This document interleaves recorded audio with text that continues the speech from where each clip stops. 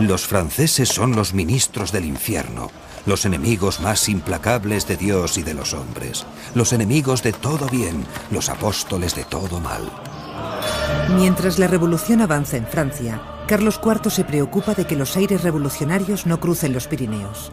Es la reacción a la Revolución Francesa, que se traduce en la censura que ejercen funcionarios de aduanas e inquisidores. Para Carlos IV y su hijo Fernando, la solución a los males franceses está en las fórmulas anteriores a la revuelta. Pero la Revolución Francesa ha supuesto el paso a un primer plano de las clases populares, también protagonistas en la Guerra de Independencia Española. Durante la guerra, los intelectuales participan en la génesis de una constitución. El espíritu romántico y liberal que nace en Europa favorece también la emancipación de las colonias americanas. Demasiados acontecimientos que la corona española no podrá contener.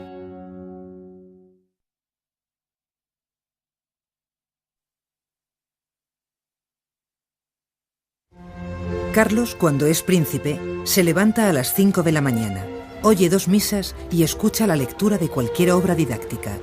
Pasa al taller de los armeros o al de los ebanistas, donde trabaja en camisa. Su gran afición es montar, desmontar y coleccionar relojes. Ha pasado a la historia como un rey mediocre, pero lo cierto es que le toca vivir un momento histórico difícil y enfrentarse a una figura de gran envergadura, como es la de Napoleón Bonaparte. No en vano, durante su reinado, se organiza la expedición científica de Malaspina, cuyos avances en botánica son notables. Los expedicionarios traían un gran número de láminas con dibujos de plantas. En ocasiones, utilizaban pigmentos conseguidos del mismo vegetal para obtener el color exacto. El resultado es de una gran belleza. Los herbarios, pliegos de papel secante donde se conserva la planta, son otra de las claves para el estudio de la botánica. Todos estos elementos son archivados cuidadosamente, de forma que cualquier investigador tenga un fácil acceso a ellos.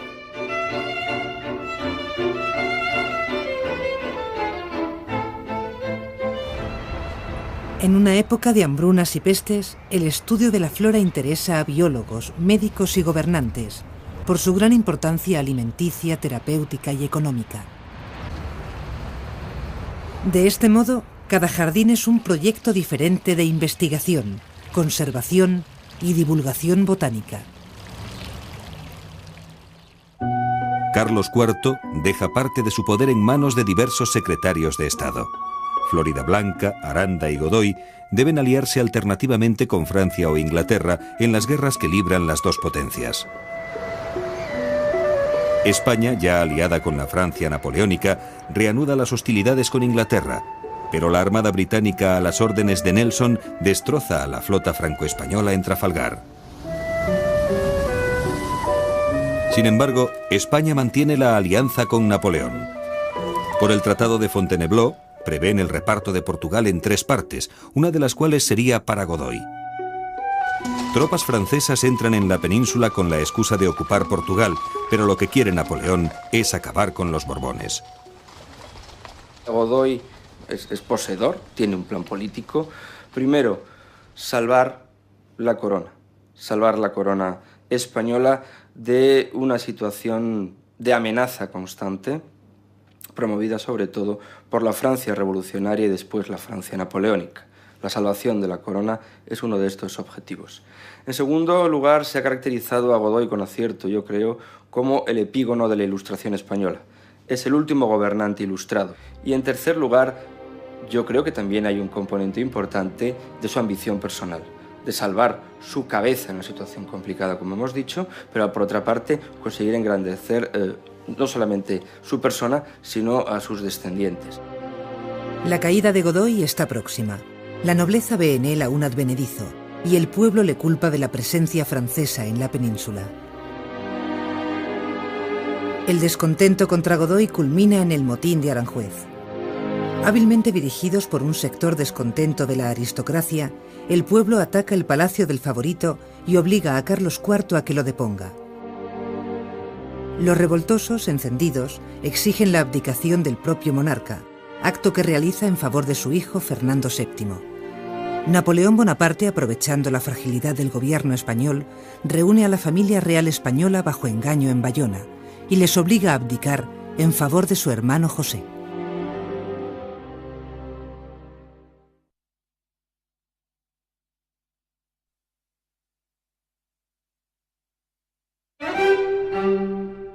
El ascenso de Goya y Godoy coincide en España con la emergencia de lo popular. No en vano, un aragonés y un extremeño, dos provincianos como cualquier hijo de vecino, se convierten en dos personas de éxito. Goya es apreciado por los Borbones y por los duques de Alba. Godoy llegará a ser el más poderoso.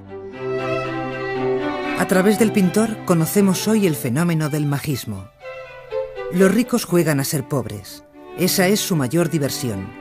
Se disfruta del anonimato de cada cual respecto a su procedencia social. Altas damas y caballeros se endomingan como la plebe, se ponen las melenas como si fueran guapos del rastro. La aristocracia se traviste y simula ser algo que no será nunca. La gente más ilustre de la corte adopta modales de truhanes. Las duquesas acumulan toreros como amantes. Los aristócratas en suma se divierten jugando a ser plebeyos. Se cuenta que la duquesa de Alba, mediante sus espías en París, era informada de los nuevos trajes adquiridos por la reina y hacía pasear a sus doncellas con trajes idénticos por el Retiro o la calle de Alcalá. El cuadro del 3 de mayo es una de las cumbres de la pintura occidental, porque el hombre central con la camisa blanca, que está al punto de estar ejecutado, pone sus manos en una posición de crucifijo. Es un mártir del pueblo. Crea algo totalmente nuevo.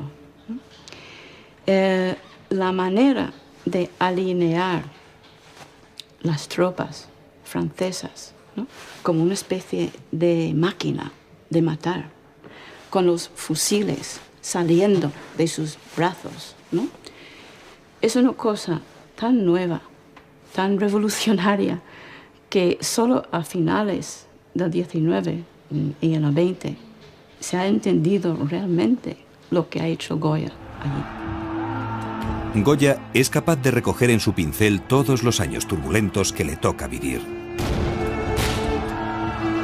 Capta un suceso histórico en su realidad más profunda, el estallido de una guerra eminentemente popular cuyo protagonista es el pueblo español. Tras la guerra, aislado por su sordera y la muerte de sus amigos, individualiza su pintura que se baña de temas trágicos o sombríos.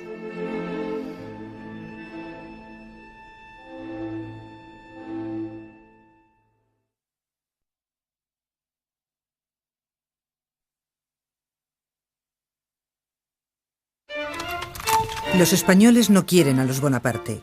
El 2 de mayo de 1808, las clases populares se rebelan cuando dos infantes van a salir del Palacio Real de Madrid.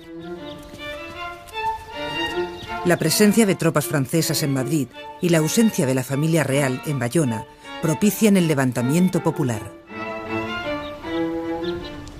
Se ha descubierto que Napoleón no quiere ocupar Portugal, sino España. Pero tras las abdicaciones de Bayona, José Bonaparte obtiene el trono de España.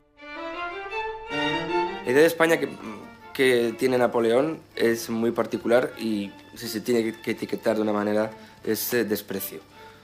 No le interesa para nada a España, nada más que como una parte de sus conquistas. Desprecia al pueblo español, desprecia a las autoridades españolas y desde luego desprecia la cultura y las tradiciones españolas e incluso los propios procesos de cambio que de manera incipiente habían nacido en la sociedad española. Frente a esta visión napoleónica de España, José I representa una visión totalmente distinta. Él es, desde luego, una persona que tiene un proyecto reformista para España y más aún, podemos situarlo en la frontera entre lo reformista y lo rupturista. La modernidad a principios del siglo XIX está representada por el gobierno de José I. José I acabará teniendo menos autoridad que los generales franceses. Es la guerra de la gente del pueblo que coincide en los objetivos con los intelectuales, pero las motivaciones son diferentes. El pueblo, aunque su gesto sea revolucionario, lucha por el trono y el altar, los baluartes del antiguo régimen. Los intelectuales y algunos privilegiados, en cambio, están preparando una revolución liberal que termine con las estructuras del antiguo régimen. Las Cortes de Cádiz elaboran una constitución que supone el fin del antiguo régimen en lo político y en lo económico. Guerra y revolución se relacionan estrechamente. La principal arma de defensa de los españoles es la guerrilla, que nace con la invasión napoleónica. Estos españoles son como las bandas de gorriones que caen sobre un campo y huyen al menor ruido. Pero huyen para reunirse otra vez y volver a los pocos días con renovada confianza en sí mismos. El porte desgarbado del guerrillero es lo que le diferencia del soldado regular. La guerrilla es una forma de vida que practican miles de españoles, un fenómeno absolutamente hispánico y que da a la guerra un carácter romántico. El romanticismo impregna el campo de batalla. En zonas urbanas luchan mujeres, mientras el clero se convierte en auténtica gaceta ambulante. Su funcionamiento se basa en la improvisación. Militares profesionales, frailes, campesinos y hasta algún aristócrata se echan a los montes. Las guerrillas recogen a las unidades dispersas del ejército regular que quiere seguir luchando. El empecinado, arquetipo del guerrillero español, sale de su pueblo con 2 hombres y llega a general de una guerrilla de más de 1500 unidades. Inmortalizado por Goya y Galdós, la política le irá mucho peor que la guerra. Acaba sus días encerrado en una jaula que rompe merced a su fuerza física. Será asesinado en la huida y su cadáver ahorcado en público. La práctica de la acción individual violenta acostumbra a muchos caudillos a vivir fuera de la ley, a disfrutar en la insubordinación permanente. Algunos guerrilleros fueron bandoleros y otros volverán a serlo después de la guerra. Frente a la guerrilla y al ejército regular español, en el bando de las tropas napoleónicas se encuentran los afrancesados, que ven positivo el cambio de dinastía y aceptan a los Bonaparte. Son monárquicos, opuestos a la revolución liberal, pero reformistas. En general, aquellos que pensaron que los Borbones eran los líderes que podían llevar a cabo el reformismo necesario en la España ilustrada, aquellos que piensan así, digo, son los que, en plena coherencia con su punto de vista, pensarán luego que son las ideas venidas de Francia, y en concreto la persona de José I, aquellos que pueden continuar ese proyecto. Frente a ellos, los liberales tienen una tradición distinta, y su influencia sobre todo proviene del liberalismo inglés, del modelo británico, que es la otra gran propuesta de modernización que existe en la Europa del momento. La política napoleónica y su consecuencia, la guerra contra Francia, arrebatan a España cualquier papel preponderante en la Europa decimonónica. España ha sido escenario de la guerra. El país está destrozado. Los franceses llevan a cabo un auténtico expolio de obras de arte. En el Congreso de Viena, el diplomático español Labrador es un mero comparsa frente a los otros vencedores de Bonaparte, verdaderos árbitros del momento, Metternich o Wellington. España ha ganado la guerra, pero ha perdido la paz.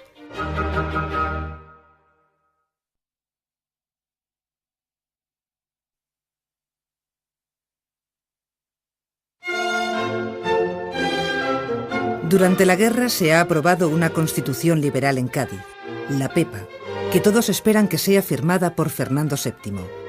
La guerra ha dado al liberalismo español un modelo casi mítico, la Constitución de Cádiz, y una constante a lo largo de toda la centuria, la identificación del ejército con los movimientos liberales. La coordinación de la resistencia antinapoleónica se hace a través de las juntas provinciales agrupadas en la Junta Central. Son frutos del levantamiento popular cuya constitución es heterogénea. Las juntas significan una espontánea manera de presentar cara no tanto al enemigo, que sí, evidentemente, al enemigo invasor, al ejército extranjero, pero sobre todo de dar respuesta al vacío de poder que se crea en España después de las dobles abdicaciones de Bayona en la figura del emperador, cuando Carlos IV y Fernando VII entregan los derechos del trono de España al emperador Bonaparte. Es, por tanto, la respuesta de la estructura del antiguo régimen, de las autoridades provinciales y locales del antiguo régimen, ante un vacío de poder. La guerra ha generado un fuerte sentimiento nacionalista. Agustín Argüelles, al presentar la Constitución, dice estas palabras: «Españoles, ya tenéis patria». Los liberales, sensibles al carácter popular y semiespontáneo del levantamiento contra los franceses, introducen una nueva percepción de lo político en donde esa reacción popular, ese despertar de la nación española, se convierte en el eje de sus principales propuestas: soberanía nacional, patria y división de poderes. La legislación gaditana reconoce los derechos de los sectores menos favorecidos. Los principios del liberalismo son el derecho a la libertad, a la igualdad ante la ley y a la propiedad. Estos derechos deben ser regulados por un régimen constitucional que se opone al poder absoluto. La Constitución de Cádiz liquida los fundamentos jurídicos y económicos sobre los que se asienta la sociedad estamental y el antiguo régimen. Se lanza a la construcción de un Estado liberal. Aspira a transformar y modernizar el Estado, pero la sociedad española todavía no está preparada para estos cambios. El pueblo, todavía analfabeto, confía más en un rey que en una constitución liberal. Es un rey que llega al trono mediante un golpe de Estado, que es ese que hemos denominado motín de Aranjuez. Es un rey que a los pocos días es secuestrado y llevado a Francia y obligado o fascinado a partes iguales a someterse a los designios del hombre más poderoso de la Europa del momento, Bonaparte. Es un hombre que vive durante los años de la guerra de la independencia, ajeno a lo que está pasando en su país, en una vida más o menos cómoda y regalada, jugando al billar, manteniendo tertulias y charlas de café, montando a caballo, mientras en España se lucha y se muere por él, por el deseado, como es llamado. Tras la victoria, los españoles están expectantes ante la llegada de Fernando VII. El entusiasmo con el que el ejército, el clero y la nobleza reciben al monarca le permite restaurar el absolutismo, sumiendo a los liberales en una profunda decepción. El rey ha prescindido de la Constitución y ha dado paso al llamado sexenio absolutista. La fuerza y el prestigio místico de la corona le han bastado a Fernando VII para volver y rebasar el estado de las cosas previo a la Revolución Francesa. Las consecuencias del retorno absolutista son lamentables. Se cortan en seco los avances que había traído la Ilustración. Científicos, profesores y personas cultivadas en general sufren exilios y encarcelamientos. La política de Fernando VII, en connivencia con la Iglesia, tiene matices vengativos. Ha triunfado el absolutismo. Ha perdido la patria. Astuto e hipócrita, Fernando VII es el símbolo de la perfidia y de la bajeza. Persona cobarde, moldeada por los acontecimientos excepcionales de una época, no duda en traicionar a su padre, a su madre, de quien permite su difamación, o al espíritu liberal que había llevado a la victoria contra Napoleón. El descontento de los liberales, del ejército que debía partir hacia América y de la burguesía provocan el levantamiento de Riego, soldado aventurero en tiempos románticos. Su levantamiento supone 3 años de gobiernos liberales en los que está vigente la Constitución de Cádiz. Fernando VII jura la Constitución del 12, dejando para la historia otra de sus promesas oportunistas. Marchemos francamente, y yo el primero, por la senda constitucional.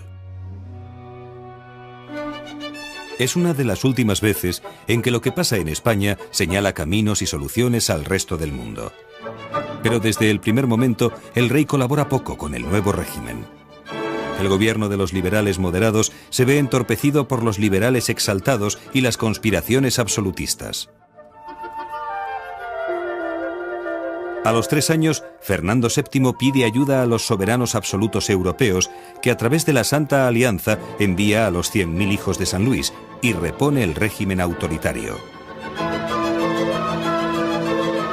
Riego termina sus días humillado y arrastrado públicamente por un burro en un canasto hasta llegar al patíbulo. El continente americano vive tantas convulsiones como Europa. La independencia de Estados Unidos, la Guerra de la Independencia Española y la Revolución Francesa prenden en las colonias, iniciándose un movimiento criollo por la independencia. La debilidad de la autoridad peninsular anima a los criollos a dirigir los destinos políticos de países de ultramar. El continente americano ha evolucionado en el plano ideológico y en el tecnológico. Los avances en cartografía van a determinar sus nuevas fronteras. El hombre ha fabricado mapas desde la antigüedad. La evolución de la cartografía va desde dibujos encontrados en cuevas hasta la reproducción de todo el globo terráqueo. El método de trabajo de la cartografía antigua era la observación y medición en el propio terreno. La restitución fotogramétrica es el gran salto hacia la cartografía moderna. Esta técnica consiste en reflejar en un plano las características topográficas de una serie de fotografías aéreas. Hoy se utilizan los restituidores digitales o analíticos, es decir, asistidos por ordenador. La precisión de estas máquinas es milimétrica.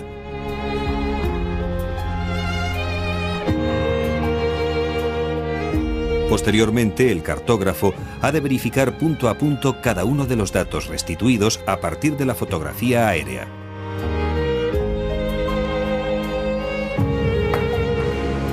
El papel es el soporte por excelencia de la hoja cartográfica.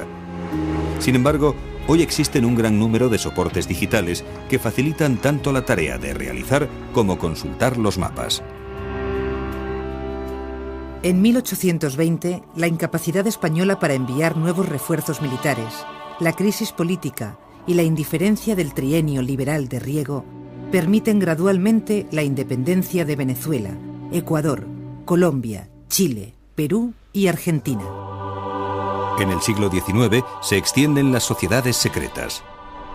La masonería es la gran religión civil que nace de los principios de la filosofía racionalista. Es una utopía, es una creencia ciega en la capacidad del hombre para, a través de la educación y de la formación, alcanzar la felicidad. Pero también la masonería, por concepción, por estructura, es un lobby de poder. Es un grupo de poderosos que además no piensan en la capacidad, son muy pesimistas acerca de la condición humana, en la medida en que piensan que tiene que ser una aristocracia limitada, una élite pequeña, la que debe ser quien dirija a la mayoría hacia la felicidad, hacia esos objetivos de bienestar económico, social y espiritual. Se piensa que la masonería conecta a los militares liberales con los caudillos de la independencia americana. Grandes personajes del momento son masones. En las Cortes de Cádiz, muchos políticos de envergadura se confiesan masones. Bolívar también lo es. Hijo de una notable familia criolla de origen vasco, recibe una herencia y viaja por Madrid, París, Italia y Estados Unidos. Vuelve a Venezuela a preparar su entrada en política. Se atrae el apoyo británico. En 1811 se pone al frente de los insurgentes venezolanos. Las provincias hispanas de ultramar, piensa Bolívar, deben permanecer unidas. Pronto se le conoce como el Libertador. Su propósito es crear una gran Colombia, apostando por el republicanismo y la independencia frente a España. Libera el territorio de los actuales estados de Venezuela, Ecuador, Perú y Bolivia.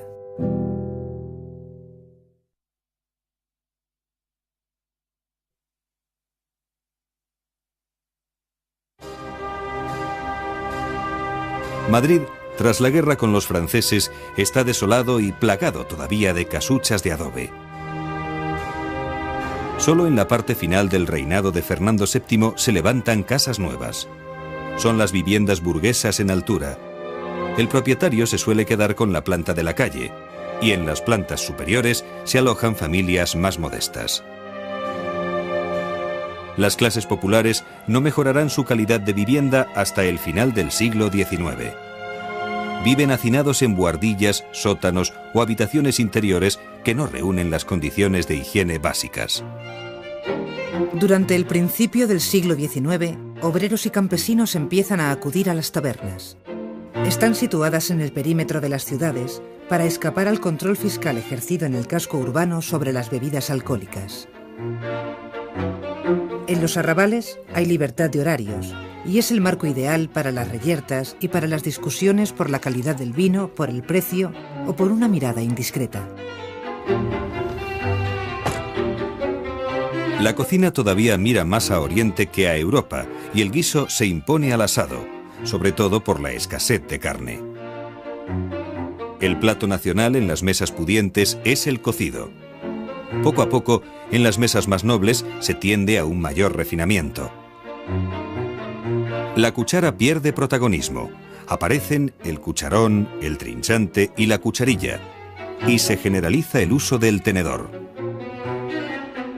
Todavía un tercio de la población es improductiva.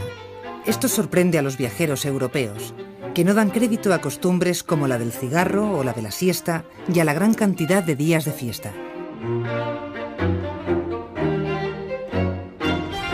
Los sucesos del primer tercio del siglo XIX no hacen sino avanzar en la construcción de una ideología romántica. La Guerra de la Independencia ha difundido en España por primera vez la idea de nación y de patriotismo. La conspiración y el pronunciamiento también son eminentemente románticos, teñidos de la decepción que ha supuesto el retorno absolutista de Fernando VII. Tras la crisis de la razón ilustrada, el romanticismo se entiende como la religión de lo sensible. Esta sensibilidad e imaginación es lo que distingue a unos hombres de otros. El romántico no acepta los esquemas sociales ni el modo de vida vigente. Parte de una corriente germánica expresada como ímpetu y arrebato, para terminar en el spleen de Baudelaire, traducido al castellano como desazón y hastío.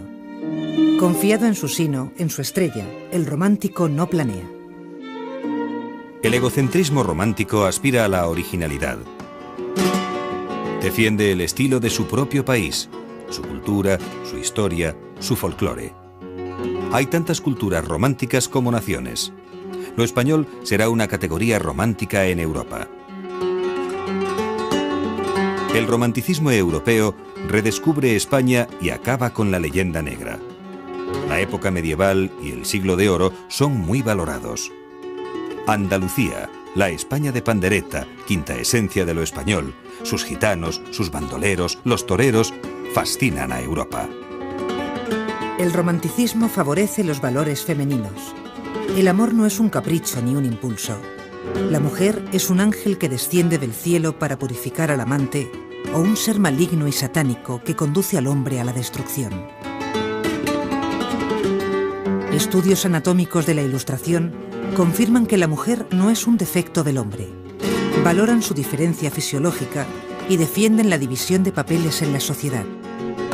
Mujeres con identidad propia ocupan nuevos espacios. El intelectual del romanticismo español es Larra. Más madrileño que español, pero cosmopolita e hijo de afrancesados, representa el trastorno que sufre el romántico ante una realidad que no le gusta. El carácter cáustico, satírico y desengañado de Fígaro, su seudónimo, encuentra mejor acomodo en el lenguaje periodístico que en su literatura.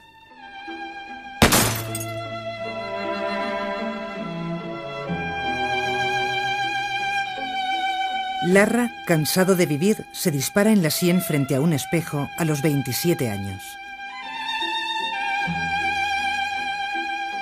Así se convierte en un emblema romántico para los tiempos venideros.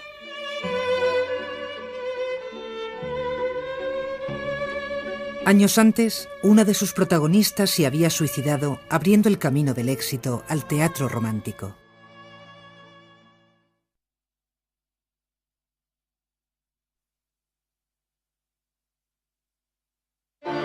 Los 50 años que siguen a la Revolución Francesa presencian la vida y la muerte en España de todos sus iconos románticos. Riego, el militar. Empecinado, el guerrillero. Larra, el intelectual. Mueren de manera violenta al mejor gusto romántico. Goya muere en el exilio y su cabeza, donada a un investigador, descansa lejos de su cuerpo. En cambio, Fernando VII muere en su cama. Teniendo en cuenta lo agitado de su época, no se puede decir más sobre su habilidad política. Ha sobrevivido a Napoleón y ha visto la independencia de la mayoría de las colonias. El último giro del monarca se traduce en un guiño a los liberales. Fernando VII deroga la ley sálica.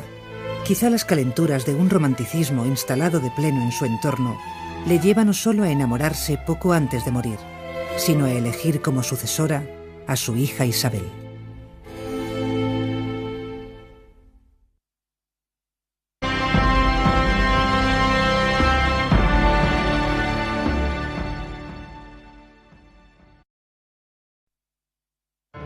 Los franceses son los ministros del infierno, los enemigos más implacables de Dios y de los hombres, los enemigos de todo bien, los apóstoles de todo mal. Mientras la revolución avanza en Francia, Carlos IV se preocupa de que los aires revolucionarios no crucen los Pirineos.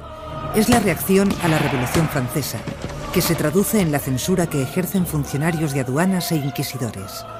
Para Carlos IV y su hijo Fernando, la solución a los males franceses está en las fórmulas anteriores a la revuelta. Pero la Revolución Francesa ha supuesto el paso a un primer plano de las clases populares, también protagonistas en la Guerra de Independencia Española. Durante la guerra, los intelectuales participan en la génesis de una constitución. El espíritu romántico y liberal que nace en Europa favorece también la emancipación de las colonias americanas. Demasiados acontecimientos que la corona española no podrá contener.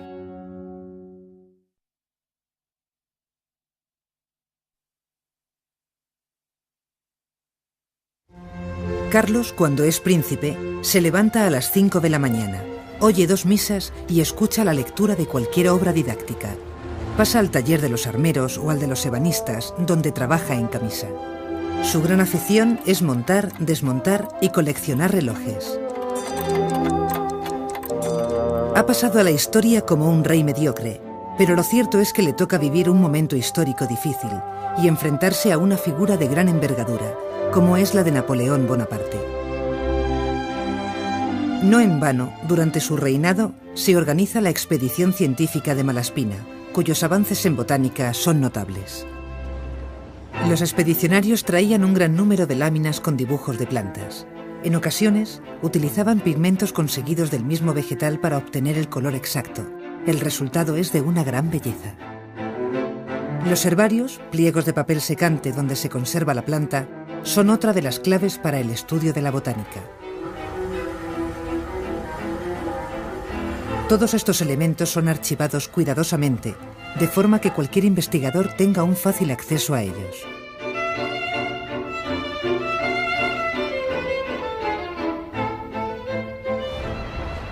En una época de hambrunas y pestes, el estudio de la flora interesa a biólogos, médicos y gobernantes, por su gran importancia alimenticia, terapéutica y económica. De este modo, cada jardín es un proyecto diferente de investigación, conservación y divulgación botánica. Carlos IV deja parte de su... Permiten gradualmente la independencia de Venezuela, Ecuador, Colombia, Chile, Perú y Argentina. En el siglo XIX se extienden las sociedades secretas. La masonería es la gran religión civil que nace de los principios de la filosofía racionalista. Es una utopía, es una creencia ciega en la capacidad del hombre para, a través de la educación y de la formación, alcanzar la felicidad. Pero también la masonería, por concepción, por estructura, es un lobby de poder. Es un grupo de poderosos que además no piensan en la capacidad, son muy pesimistas acerca de la condición humana, en la medida en que piensan que tiene que ser una aristocracia limitada, una élite pequeña, la que debe ser quien dirija a la mayoría hacia la felicidad, hacia esos objetivos de bienestar económico, social y espiritual. Se piensa que la masonería conecta a los militares liberales con los caudillos de la independencia americana. Grandes personajes del momento son masones.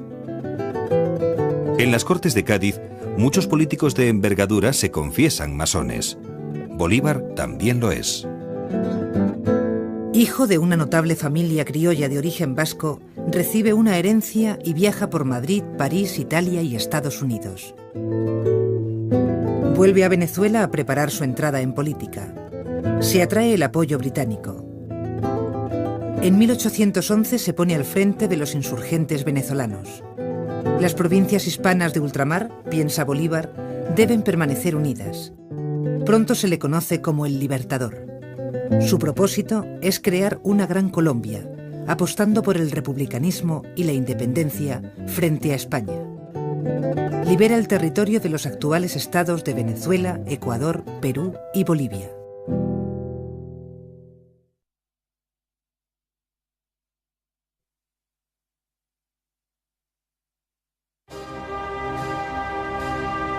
Madrid, tras la guerra con los franceses, está desolado y plagado todavía de casuchas de adobe. Solo en la parte final del reinado de Fernando VII se levantan casas nuevas. Son las viviendas burguesas en altura. El propietario se suele quedar con la planta de la calle, y en las plantas superiores se alojan familias más modestas. Las clases populares no mejorarán su calidad de vivienda hasta el final del siglo XIX. Viven hacinados en buhardillas, sótanos o habitaciones interiores que no reúnen las condiciones de higiene básicas. Durante el principio del siglo XIX, obreristas donde trabaja en camisa. Su gran afición es montar, desmontar y coleccionar relojes. Ha pasado a la historia como un rey mediocre, pero lo cierto es que le toca vivir un momento histórico difícil y enfrentarse a una figura de gran envergadura, como es la de Napoleón Bonaparte. No en vano, durante su reinado, se organiza la expedición científica de Malaspina, cuyos avances en botánica son notables. Los expedicionarios traían un gran número de láminas con dibujos de plantas. En ocasiones, utilizaban pigmentos conseguidos del mismo vegetal para obtener el color exacto. El resultado es de una gran belleza. Los herbarios, pliegos de papel secante donde se conserva la planta, son otra de las claves para el estudio de la botánica. Todos estos elementos son archivados cuidadosamente, de forma que cualquier investigador tenga un fácil acceso a ellos.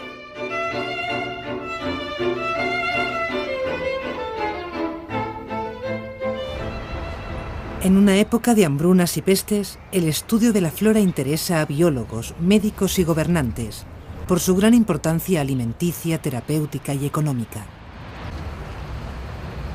De este modo, cada jardín es un proyecto diferente de investigación, conservación y divulgación botánica.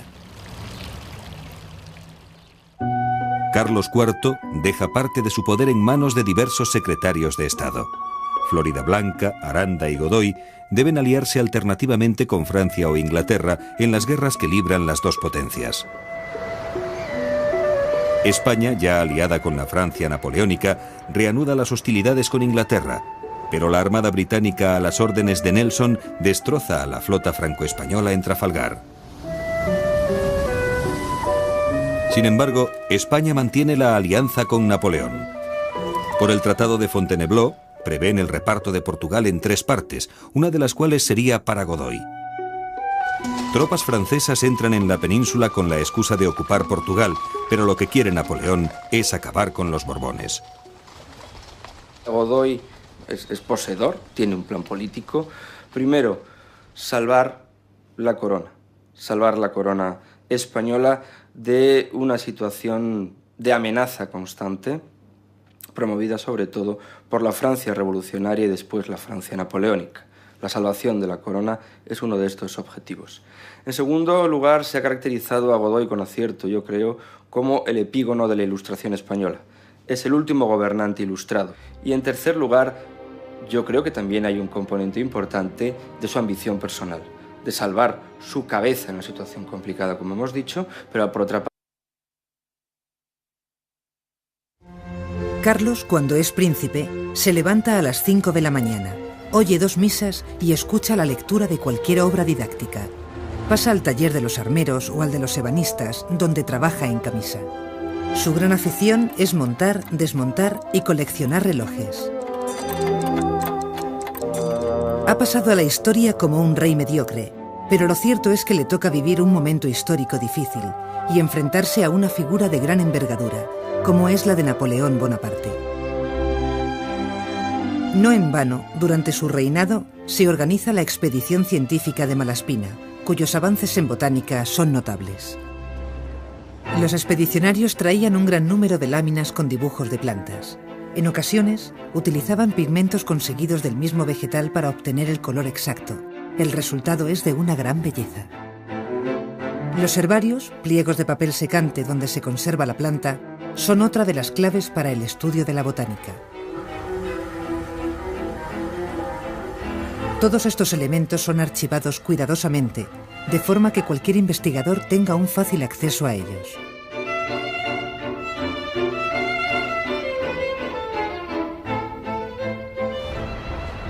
En una época de hambrunas y pestes, el estudio de la flora interesa a biólogos, médicos y gobernantes, por su gran importancia alimenticia, terapéutica y económica. De este modo, cada jardín es un proyecto diferente de investigación, conservación y divulgación botánica. Carlos IV deja parte de su poder en manos de diversos secretarios de Estado. Floridablanca, Aranda y Godoy deben aliarse alternativamente con Francia o Inglaterra en las guerras que libran las dos potencias. España, ya aliada con la Francia napoleónica, reanuda las hostilidades con Inglaterra, pero la Armada británica a las órdenes de Nelson destroza a la flota franco-española en Trafalgar. Sin embargo, España mantiene la alianza con Napoleón. Por el Tratado de Fontainebleau, prevén el reparto de Portugal en 3 partes, una de las cuales sería para Godoy. Tropas francesas entran en la península con la excusa de ocupar Portugal, pero lo que quiere Napoleón es acabar con los Borbones. Godoy es poseedor, tiene un plan político. Primero, salvar la corona española de una situación de amenaza constante, promovida sobre todo por la Francia revolucionaria y después la Francia napoleónica. La salvación de la corona es uno de estos objetivos. En segundo lugar, se ha caracterizado a Godoy con acierto, yo creo, como objetivos. En segundo lugar, se ha caracterizado a Godoy con acierto, yo creo, como el epígono de la Ilustración española.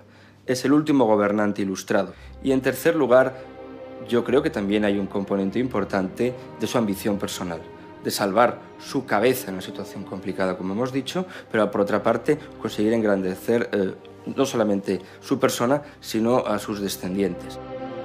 La caída de Godoy está próxima. La nobleza ve en él a un advenedizo, y el pueblo le culpa de la presencia francesa en la península. El descontento contra Godoy culmina en el motín de Aranjuez. Hábilmente dirigidos por un sector descontento de la aristocracia, el pueblo ataca el palacio del favorito y obliga a Carlos IV a que lo deponga. Los revoltosos, encendidos, exigen la abdicación del propio monarca, acto que realiza en favor de su hijo Fernando VII. Napoleón Bonaparte, aprovechando la fragilidad del gobierno español, reúne a la familia real española bajo engaño en Bayona y les obliga a abdicar en favor de su hermano José.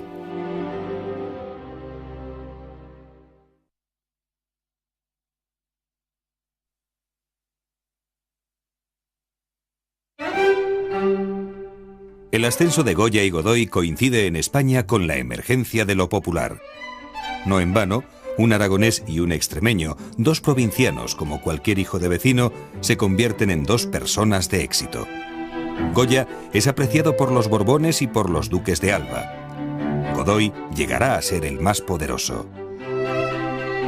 A través del pintor conocemos hoy el fenómeno del magismo. Los ricos juegan a ser pobres. Esa es su mayor diversión. Se disfruta del anonimato de cada cual respecto a su procedencia social. Altas damas y caballeros se endomingan como la plebe, se ponen las melenas como si fueran guapos del rastro. La aristocracia se traviste y simula ser algo que no será nunca.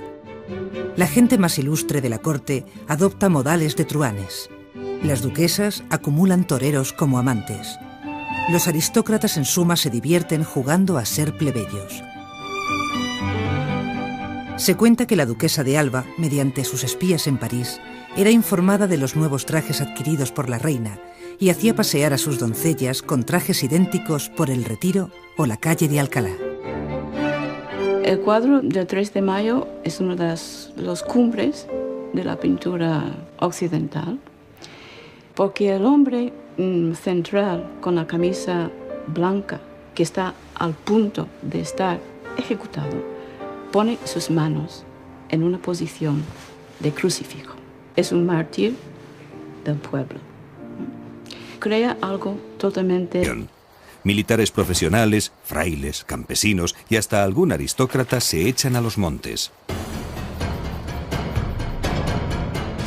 Las guerrillas recogen a las unidades dispersas del ejército regular que quiere seguir luchando. El empecinado, arquetipo del guerrillero español, sale de su pueblo con 2 hombres y llega a general de una guerrilla de más de 1500 unidades. Inmortalizado por Goya y Galdós, la política le irá mucho peor que la guerra. Acaba sus días encerrado en una jaula que rompe merced a su fuerza física. Será asesinado en la huida y su cadáver ahorcado en público. La práctica de la acción individual violenta acostumbra a muchos caudillos a vivir fuera de la ley, a disfrutar en la insubordinación permanente. Algunos guerrilleros fueron bandoleros y otros volverán a serlo después de la guerra. Frente a la guerrilla y al ejército regular español, en el bando de las tropas napoleónicas se encuentran los afrancesados, que ven positivo el cambio de dinastía y aceptan a los Bonaparte. Son monárquicos, opuestos a la revolución liberal, pero reformistas.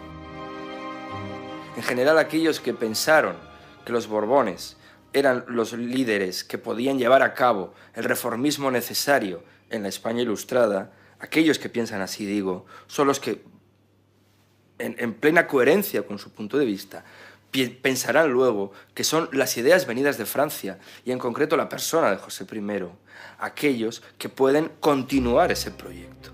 Frente a ellos, los liberales tienen una tradición distinta, y su influencia sobre todo proviene del liberalismo inglés, del modelo británico, que es la otra gran propuesta de modernización que existe en la Europa del momento.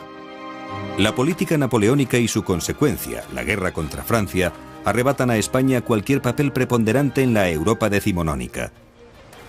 España ha sido escenario de la guerra. El país está destrozado. Los franceses llevan a cabo un auténtico expolio de obras de arte.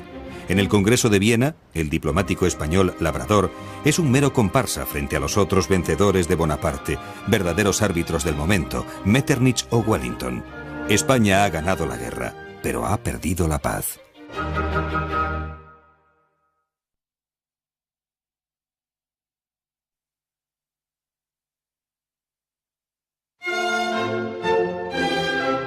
Durante la guerra se ha aprobado una constitución liberal en Cádiz, la Pepa, que todos esperan que sea firmada por Fernando VII. La guerra ha dado al liberalismo español un modelo casi mítico, la Constitución de Cádiz, y una constante a lo largo de toda la centuria. El continente americano ha evolucionado en el plano ideológico y en el tecnológico. Los avances en cartografía van a determinar sus nuevas fronteras. El hombre ha fabricado mapas desde la antigüedad. La evolución de la cartografía va desde dibujos encontrados en cuevas hasta la reproducción de todo el globo terráqueo. El método de trabajo de la cartografía antigua era la observación y medición en el propio terreno. La restitución fotogramétrica es el gran salto hacia la cartografía moderna. Esta técnica consiste en reflejar en un plano las características topográficas de una serie de fotografías aéreas. Hoy se utilizan los restituidores digitales o analíticos, es decir, asistidos por ordenador. La precisión de estas máquinas es milimétrica.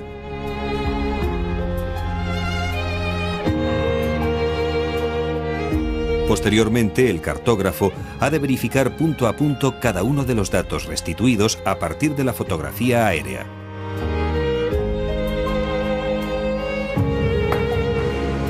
El papel es el soporte por excelencia de la hoja cartográfica. Sin embargo, hoy existen un gran número de soportes digitales que facilitan tanto la tarea de realizar como consultar los mapas.